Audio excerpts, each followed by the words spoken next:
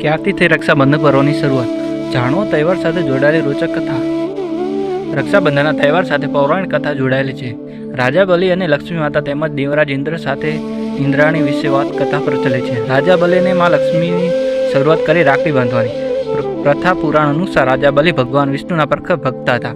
જ્યારે ભગવાન વિષ્ણુએ વામન અવતાર ધારણ કરી માત્ર 3 પગલામાં આખી પૃથ્વી અને આકાશ માપી લીધા, ત્યારે રાજા બલિએ ભગવાનને પ્રાર્થના કરી હતી કે મારું સગળું જતું રહ્યું છે, ત્યારે પ્રભુ મારી વિનંતી સ્વીકારો અને મારી સાથે પાતાળમાં ચલો.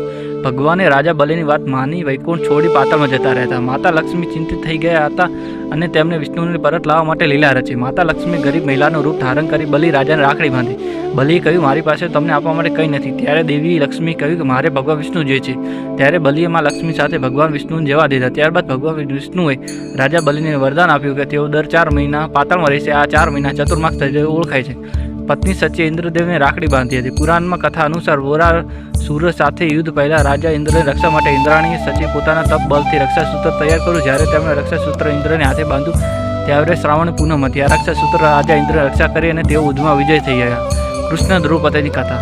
એકવાર ભગવાન કૃષ્ણ હાથમાં શેરડી ખાતા ખાતા વાગી ગઈ હતી અને લોહીની ધારા વહેવા માંડી. આ બધું દ્રૌપદી ન જોઈ શકે તરત પોતાની સાડીનો છેડો ફાડી કૃષ્ણના હાથમાં બાંધ્યો, જેના કારણે લોહી વહેતું બંધ થઈ ગયું. કેટલાક સમય પછી દુશાસને દ્રૌપદી ત્યાં ચીર હરણ કર્યા, ત્યારે કૃષ્ણએ ચીર વધારીને બંધનનો ઉકાર વાળ્યો હતો. આ પ્રસંગ પણ રક્ષાબંધનનું મહત્વ દર્શાવે છે. હુમાયુ કર્મવતીની કથા.